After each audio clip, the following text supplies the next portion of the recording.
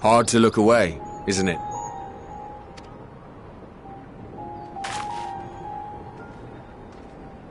But they're more than pretty flowers. Heart blooms are attuned to ambient emotion.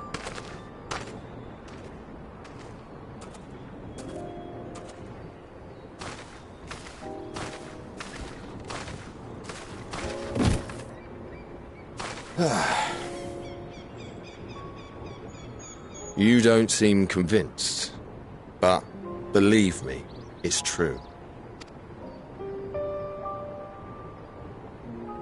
This ashen grey, for instance, it mirrors the anxiety and urgency of those working nearby as they rush to fulfill sudden orders. Intense feelings like those spur the petals to change colour. Bright glowing hues in the presence of joy, dark subdued shades for frustration or despair. Yet even with the collected wisdom of Sharlayan at our disposal, we've yet to identify the underlying principle of this empathic effect. And there are other mysteries besides. Although the flower is extraordinarily long-lived, its low reproductive rate has made it difficult to find younger populations growing in the wild.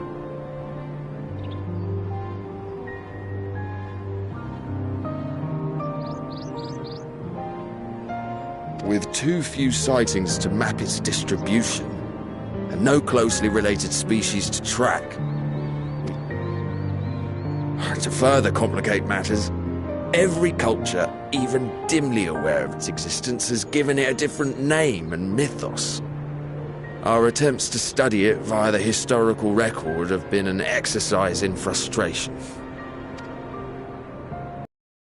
Botanist myself, I should one day like to unravel the Heartbloom's secrets. But I'm afraid other duties must take precedence. I will leave you to your thoughts.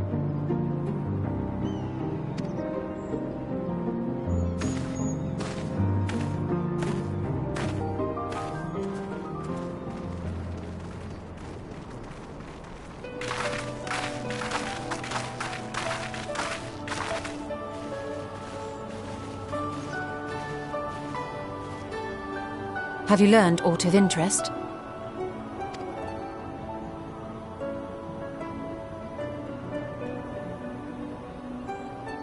A flower that reacts to one's feelings?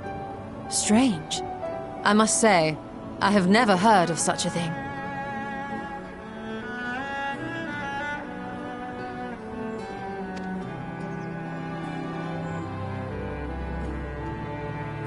This is all very fascinating. But as it stands, we fail to gain any significant insight into the Forum's undertaking. Indeed. While there is certainly enough activity to support Erenville's supposition that a priority has been placed on improving food production, unfortunately for our investigation, these workers were never informed as to how their duties serve the master plan. If only we could interrogate the Forum members directly.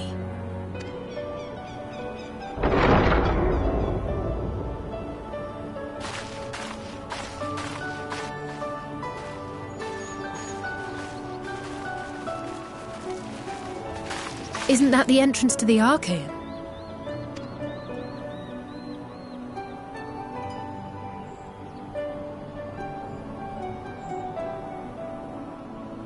Look, there. I think that's Erenville. A little difficult to tell from here, but I think you're right. He did say he was coming down to make his report.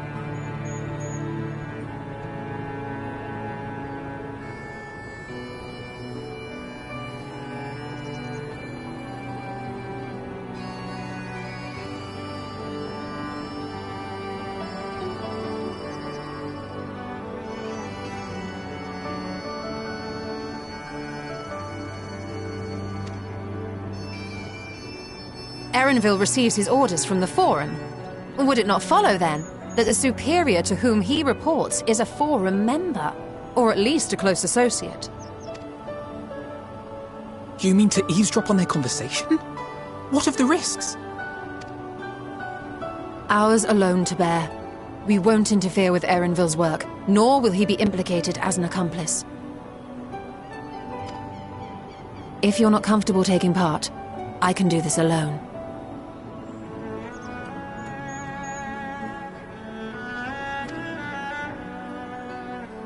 Nay. I said myself that I wished to know Father's intentions. And no answers will be forthcoming should we simply ask nicely. We can apologize later, should it come to it. Right now, we need every crumb of information we can get our hands on. Consequences be damned.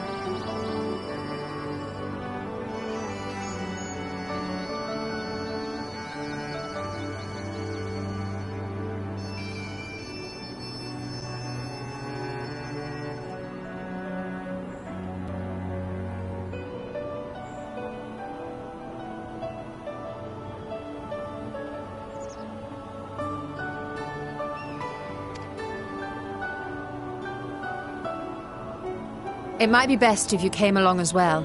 In fact, we should all...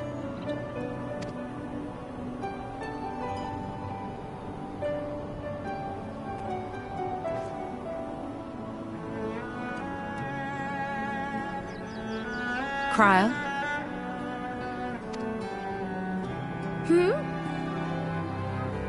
Oh, yes. That certainly sounds like a plan. I'm glad you agree.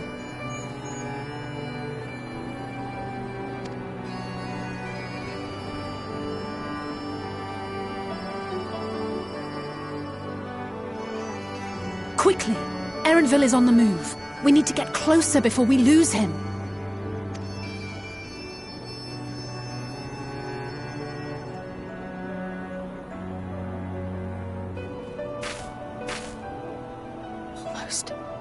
I can almost reach you.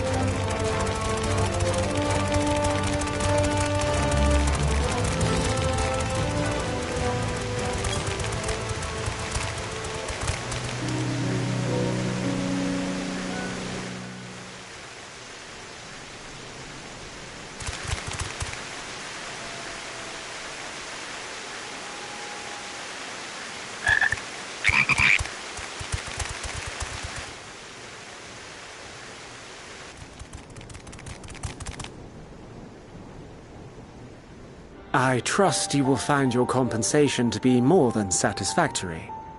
We wish to make clear that we are pleased with the efficiency and thoroughness of your work. So much so that we have come bearing new tasks in need of your competent hand.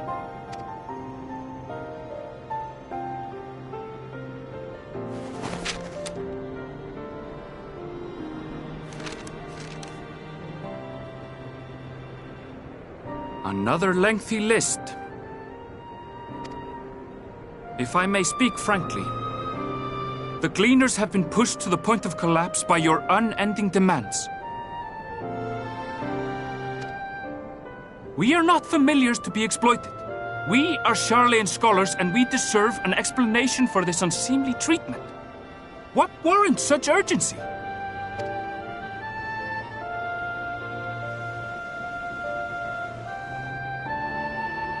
In an age long past, Sharlayan was charged with a momentous duty. And now that word of the final days hangs heavy in the air, the time has come for us to fulfill that charge.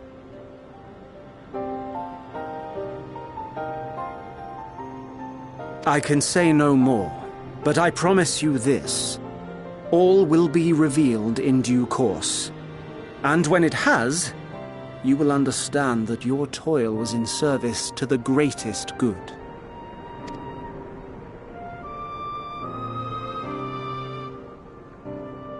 Then I will do your bidding. For now. But unless you wish the Gleaners to rise up in protest, I advise you to offer tangible improvements for our working conditions. Your promised revelation does nothing to address present circumstances. A fair point. Your concerns will be conveyed to the Forum.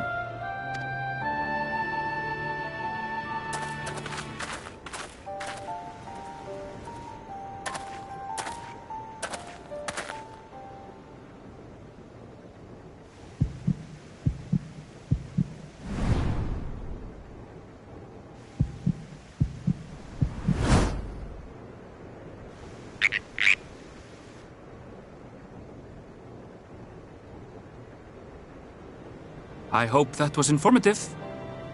You may consider my debt to you repaid in full.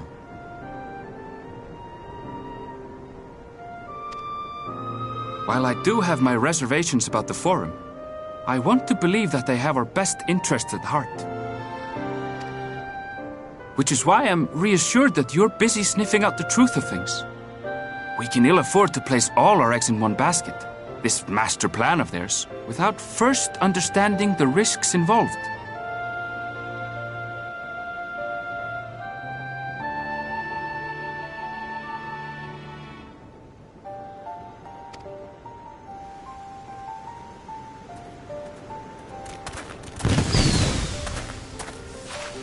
Wait! How did you know it was us? If you mean to impersonate a toad, try studying the real thing. And don't try to fool an expert.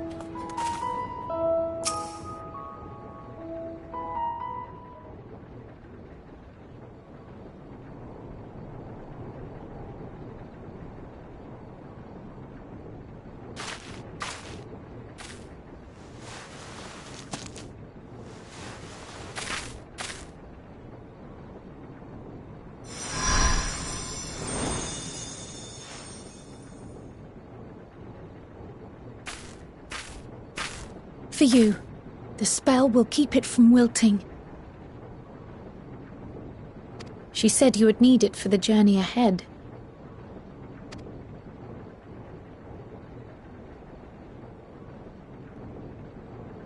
Will you speak with her now? I cannot hope to match Minfilia's clarity, of course, but...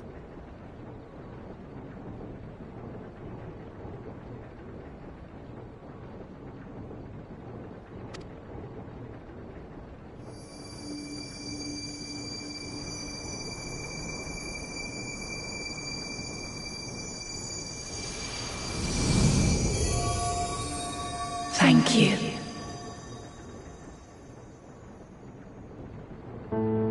Do not worry. She has lent me her body for only a moment. Just as I could not save the first from the flood of light, it has become arduous for me to interact with the physical world without assistance. Though I might converse with you for a time, the incorporeal form I assumed on the ship would be incapable of casting even the simplest enchantment. It is in the depths of the ethereal sea, the place to which all life returns, where my influence is greatest. After Minfilia's sacrifice on the first, it was to the sea, here in the source, where I ferried her soul. I wished that gentle spirit to find rest in the world she loved so well. Her, and another who may yet have a part to play, though that will depend on you.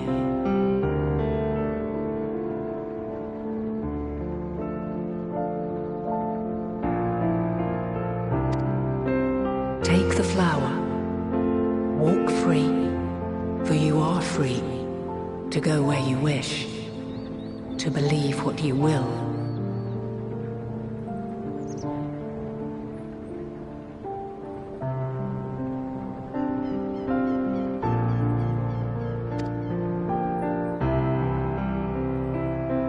That bloom will be your guide, test and proof of your conviction.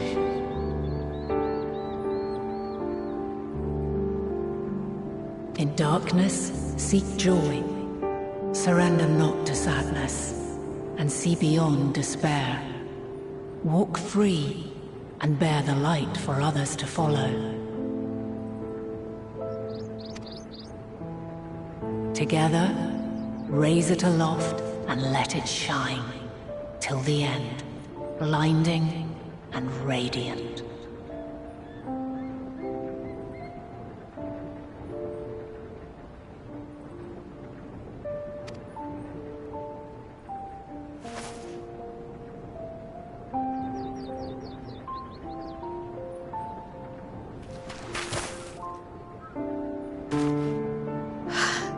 That was all too brief.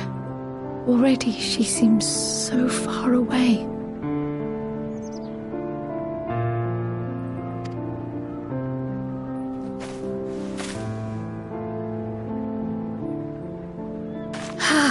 My apologies if I startled you.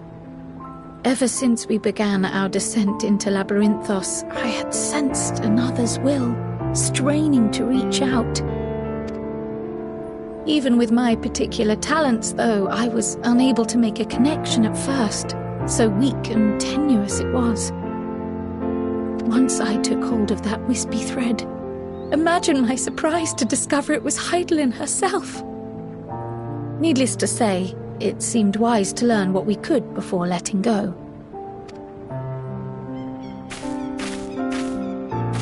Her answers were more cryptic than I would have liked, but at least she left us with a guide of sorts, that unusual flower.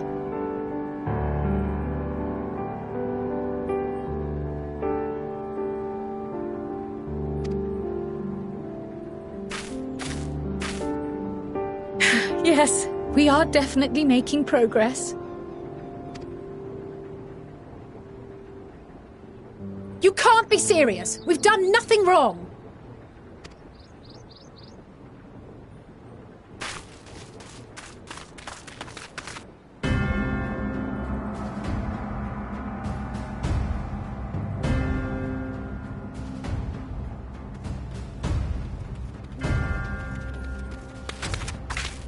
Master Fortuno, what business has the Forum with us?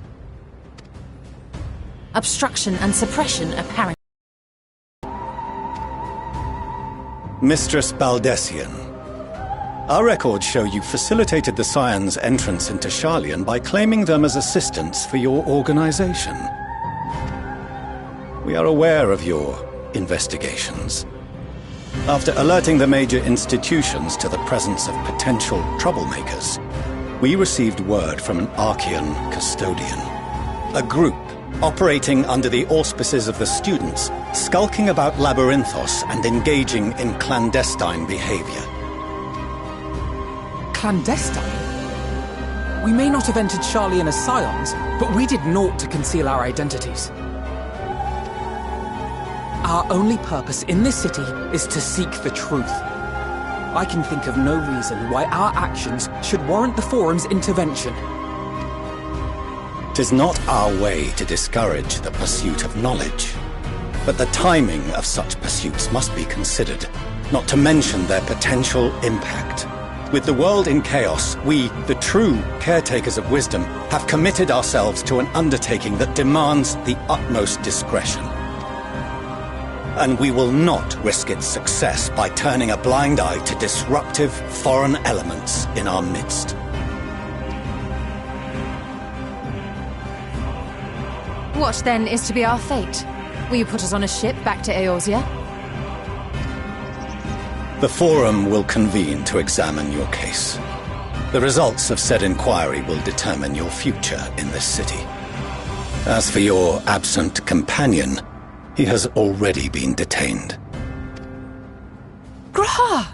But why? Is reading a crime now, too? Reading is encouraged, celebrated even. Not, however, of the volumes shelved in the restricted section of the library.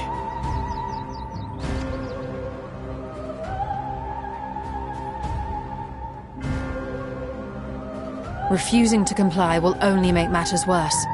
Let us instead treat this as an opportunity to open a dialogue with the Forum.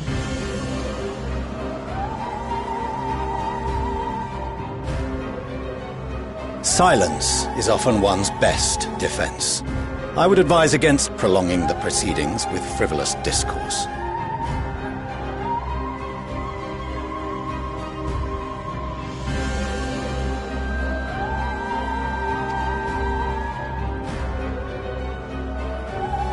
But enough. This is not the place for debate. The rostra await.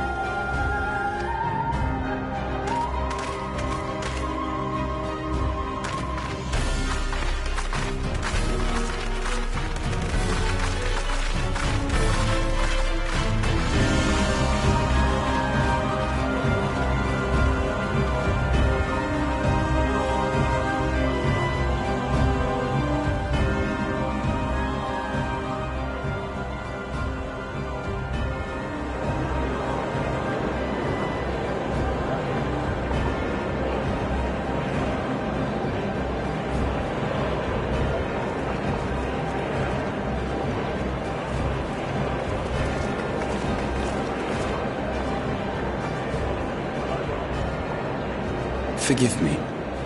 I was careless. We would have been detained regardless. This way, at least, we managed to stay together. I trust your time within the Forbidden Archives was well spent.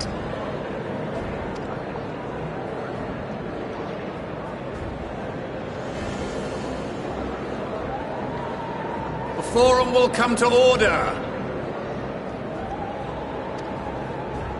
This inquiry is now in session. As Speaker-elect, I will be presiding over the day's proceedings.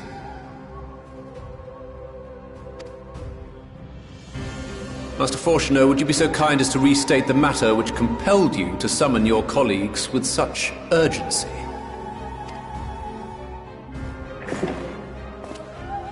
As you are all aware, we recently denied Eorzea's request for Sharlayan assistance.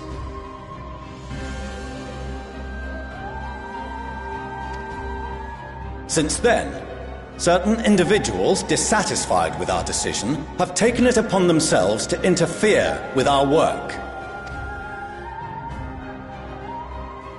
They entered our nation masquerading as associates of the students of Baldessian. But these malcontents are better known as the Scions of the Seventh Dawn. These militants wield influence with both the Eorzean and Eastern alliances, and are inextricably involved with the crises presently afflicting the world at large. Loose in our city, these warmongers sought to meddle with and expose matters of state secret. What are they, if not a dire threat to be expelled?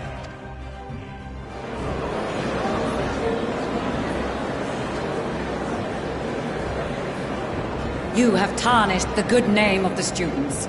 Galuf would be ashamed.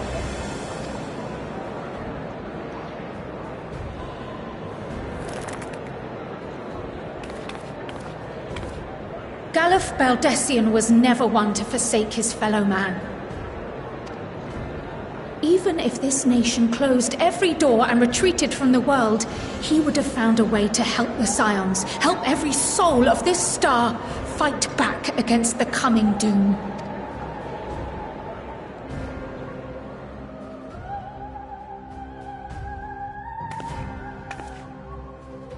A terrible enemy stands poised to lay waste to all we hold dear. In the face of such madness, Eorzea reached out to Sharlayan, a respected ally, in the hopes of forming a united front. Was your curt dismissal truly the best you could offer? Or are you so preoccupied with your momentous duty of an age-long past that even the end of the world is unworthy of your attention?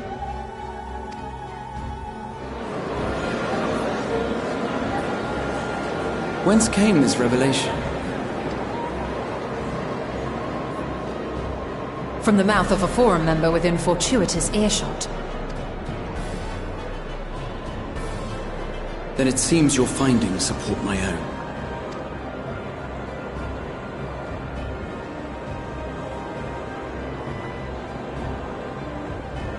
The reason I visited the restricted shelves was to study records of the Forum's policymaking process, to better understand the historical trends underlying their most major decisions. At first glance, the positions of neutrality in war and the accumulation of knowledge above all else appear constant and consistent, the unchanging pillars of Sharlayan society.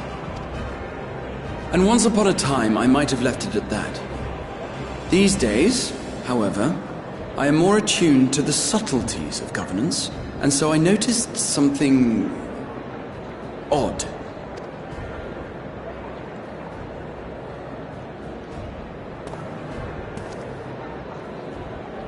From a particular point in time, the purpose of these policies shifted.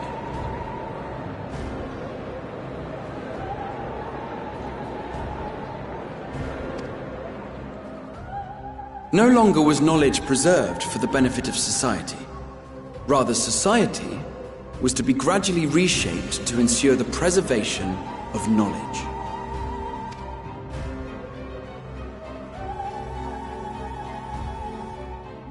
The most conspicuous and telling change was the one which befell Labyrinthos.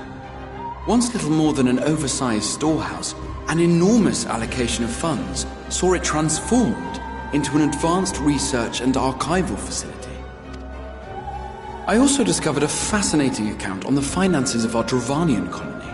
The settlement attracted students from far and wide, and the connections and tuition fees thus acquired were funneled into further improvements for the archives. Now, there is no question that our nation's progress is tied to the acquisition of wisdom. Nevertheless, the vast resources diverted for this purpose borders on the obscene. But returning to the matter of when, our change in course appears to have been made some 270 years ago. The very same period when Sharlayan scholars in the hinterlands began a formal study of the ethereal sea.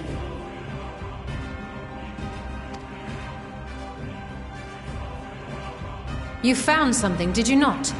And whatever it was, gave rise to your oh-so-important duty. Mind your tongue, Archon. If you had seen...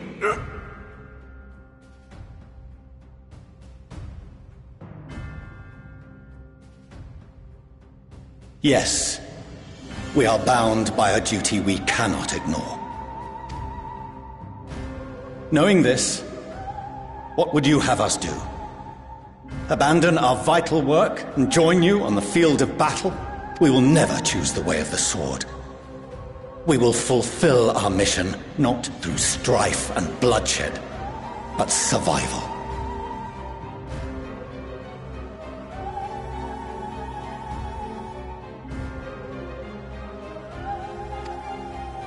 Come what may, we shall live on. We must. Do as you must, then. But we Scions will fight until the heavens fall, until our last breath.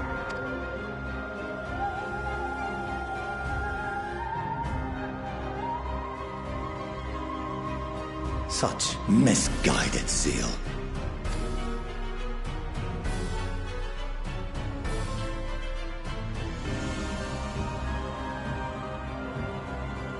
Father, Master Fortuno.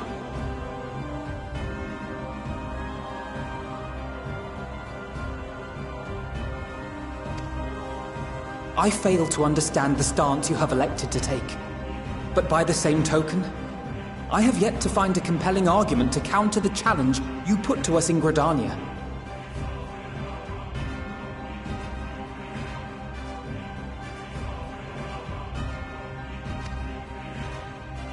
Still, in the midst of my uncertainty, I must trust in myself to do what is right, as others have chosen to trust in me.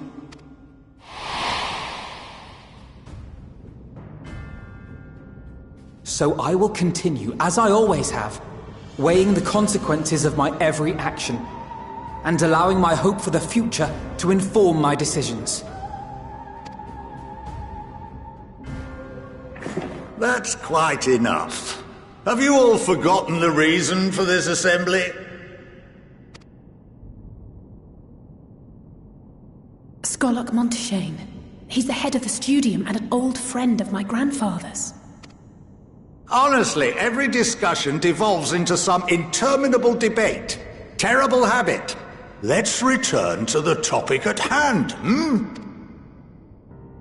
By their own admission, these scions have resolved to fight alongside the Eorzean nations against the doom which swift approaches. But there exists no evidence of an attempt to incite our citizens to do the same. Furthermore, while our decision may well have been the correct one, we cannot simply bull our way through these disagreements without inviting doubts or objections. Put yourselves in their place. Who among you would leave a tome unopened if an elder forbid you read it with no reason given? No. If we're to quell further discontent, then we must conclude this matter with a fair and even hand.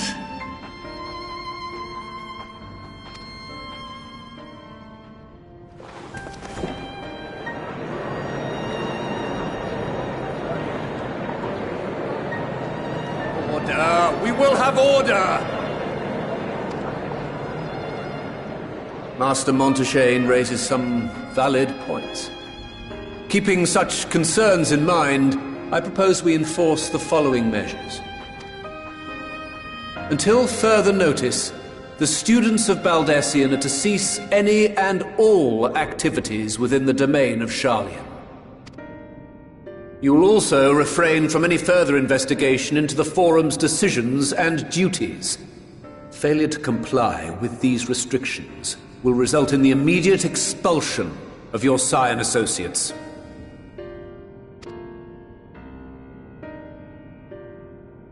Let us put this judgment to a vote. All in favor, raise your hand.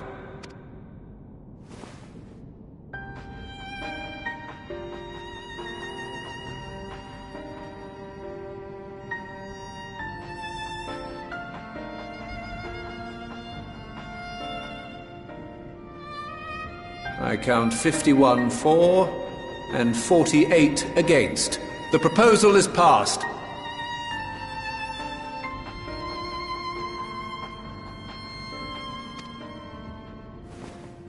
Students, Scions, you have heard the Forum's judgment. Pray abide by it, or face the consequences.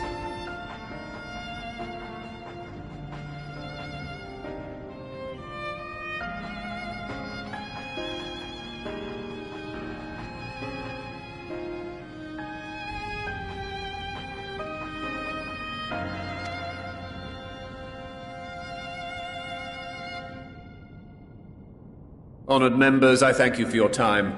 This inquiry is concluded.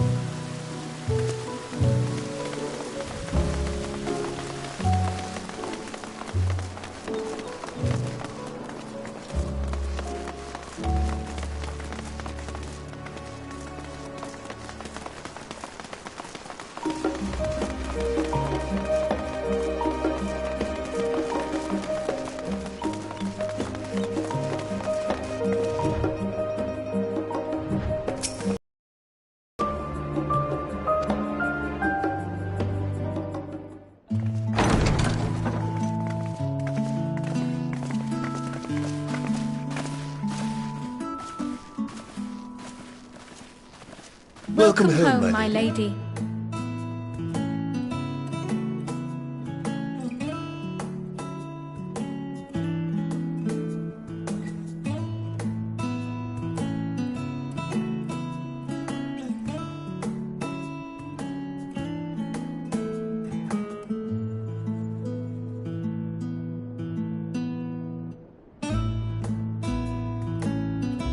What? What are you gawping at?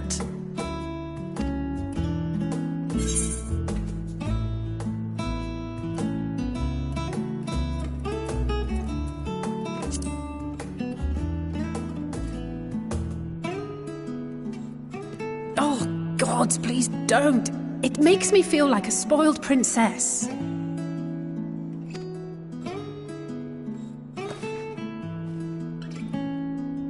Lord Fortuneau is not to hear of this visit.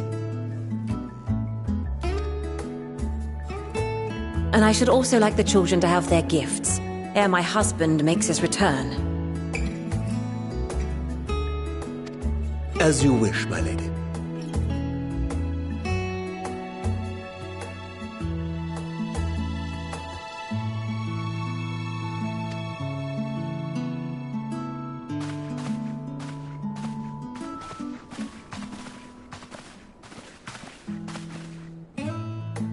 Master Alphino, Mistress Alice, if you'd accompany me upstairs. We shan't be long.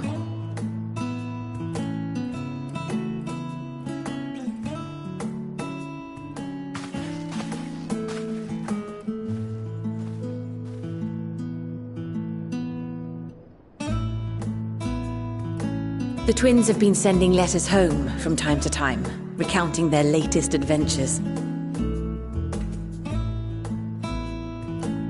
I am sure they withhold certain details, of course, if only to keep me from worrying. Yet a mother worries all the same. In the early days especially, I tried to support them as best I could, sending the Scion's coin and other such donations. Fortunately, they have found the strength to overcome adversity time and time again. Their words grow more confident with every letter, their depictions more vivid. The triumphs and defeats, the joys and sorrows. 'Tis clear that they have come to find value in every experience. But of those they treasure most, it would seem that meeting you might be the most impactful. Why, since that fateful day, I do believe there has not been a single missive in which you were not mentioned by name.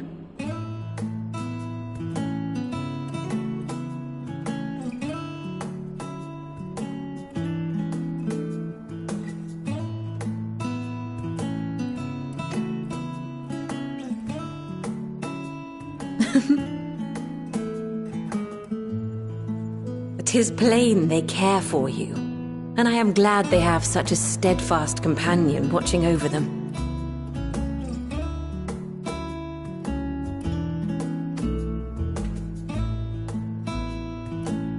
Under normal circumstances, I would offer you tea, but alas, these are anything but. In any event, why don't you keep me company whilst we await my children's return? Perhaps you might regale me with a tale or two of your exploits.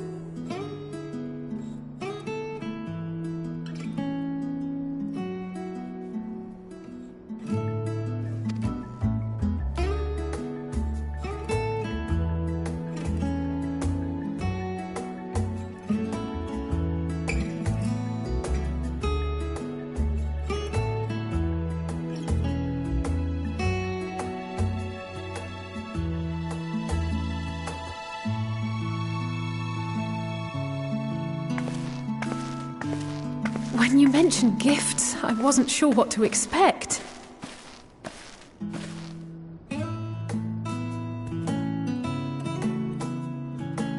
Mother,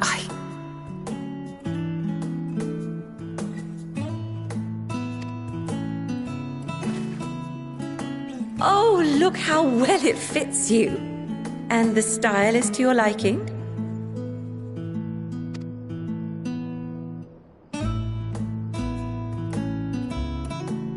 It's perfect. exactly what I would have chosen. But please, tell me you had something different made for Alpha now. Naturally. You are hardly little children anymore. And while I shall miss dressing you in those precious matching outfits, I must respect the individuals you have grown to become. See for yourself.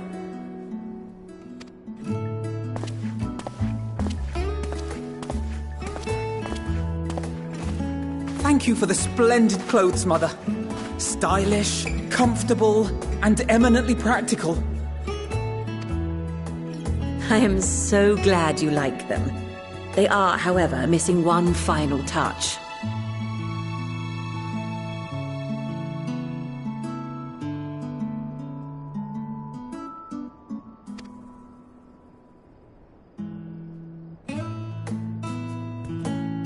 If you would allow me, Master Alphino.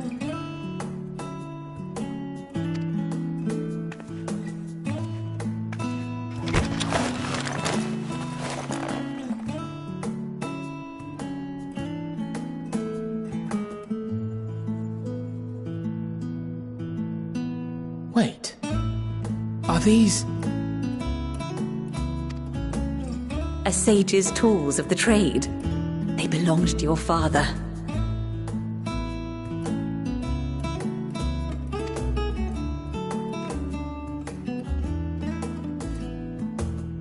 Though he may as well be chained to his desk these days, as a student he was often called upon to venture into the field.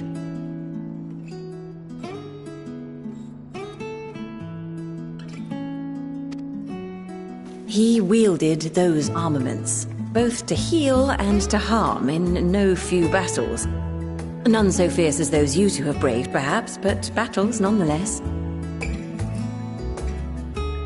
Thus did I pull them out of storage, to show you that he was not always the man who stands in vehement opposition to you now. And also because it would be a terrible waste of ridiculously expensive House Leveilleur commissioned artistry.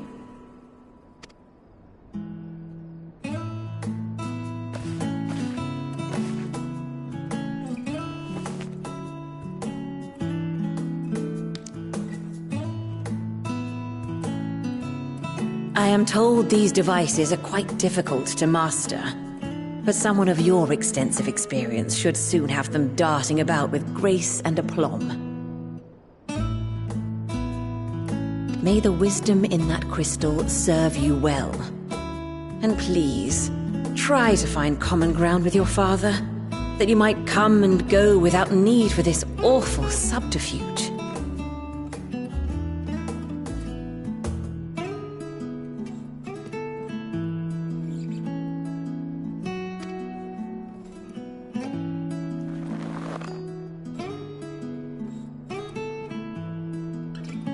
We will, Mother. I promise.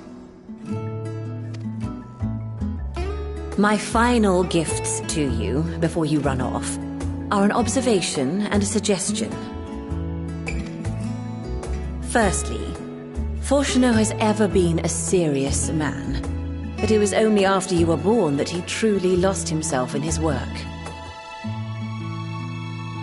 I may not know the Forum's inner workings, but I know your father's. The timing of that change in him holds some significance. Secondly, do not seek to best your father with words.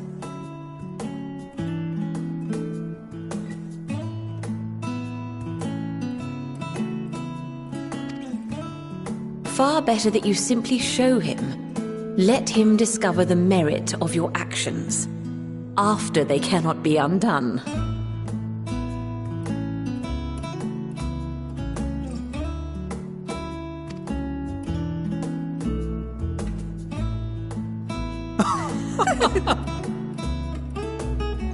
Oh, Mother. We shall take your wisdom to heart.